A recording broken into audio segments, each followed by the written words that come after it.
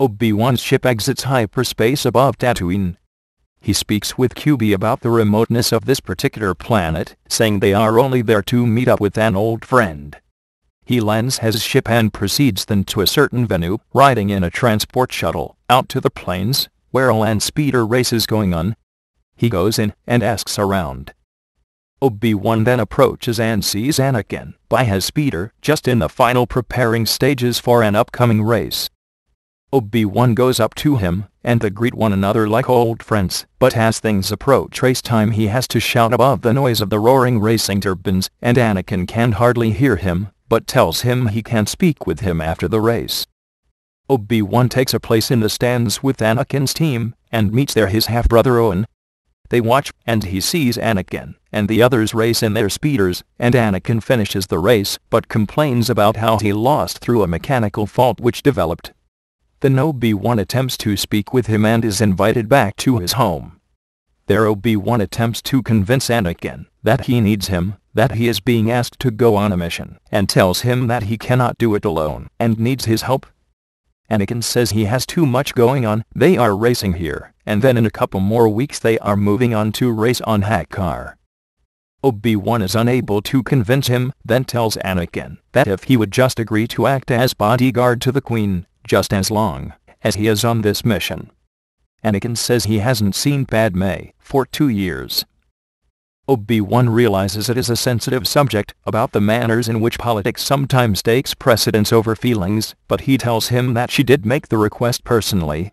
And besides, he can complete his Jedi training if he were to go with him. Anakin asks if Padme is married, and he answers that she is not.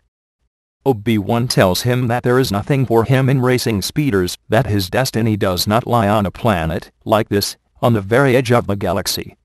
Anakin then says he will have to think about it, with Obi-Wan telling him that he will depart in the morning. He hears Anakin speaking to Owen, saying that the Republic needs him. Owen says that the Republic can do without him, while Anakin believes he can help.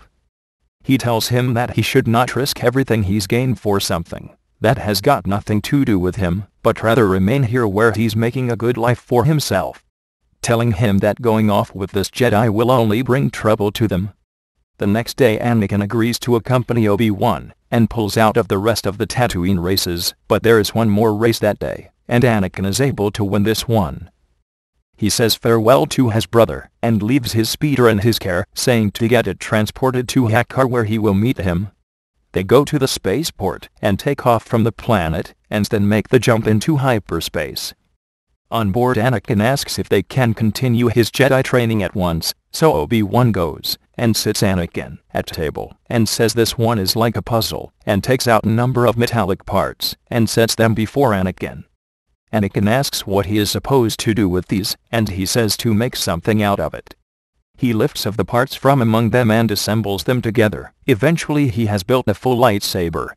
Then Obi-Wan passes him the magnifying lens, and he inserts it at the end, but pressing the activation button it does not glow.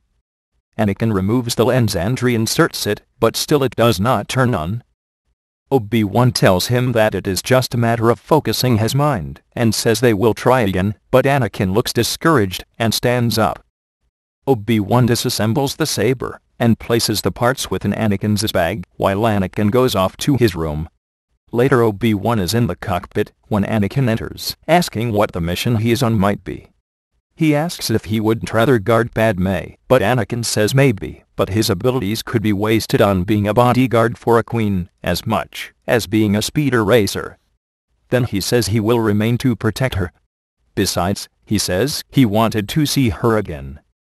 Obi-Wan smiles then tells him that his mission is one very important for the future of the Republic. That things are getting really bad, that even the Jedi Council is becoming pessimistic, but there was something else he sensed, but couldn't quite identify. He says he wished that Qui-Gon were still alive, that he was able to perceive things more readily than he can. Anakin tells him that his Jedi abilities will grow with time, and he replies that he's beginning to sound like the Master. Anakin smiles, somewhat embarrassed. Obi-Wan tells him that he is going to a planet at the heart of the Federation. He is making his way there to gather information for the Republic. But Anakin asks if it wouldn't be better if he went in Obi-Wan's place, given that he would not be known among them, but he answers that he has become too well known since the Battle of Naboo, and the Jedi have sent out a public statement that Jedi Kenobi is being held for questioning. He tells him that the Republic is attempting to assemble an army and strike at the very heart of the Federation. Anakin then asks why anyone would wish to attack the Queen of Naboo. What possible value could come of getting her out of the way? Obi-Wan offers that Naboo is now the only independent planet in that sector thanks to him. He says, "And my mother."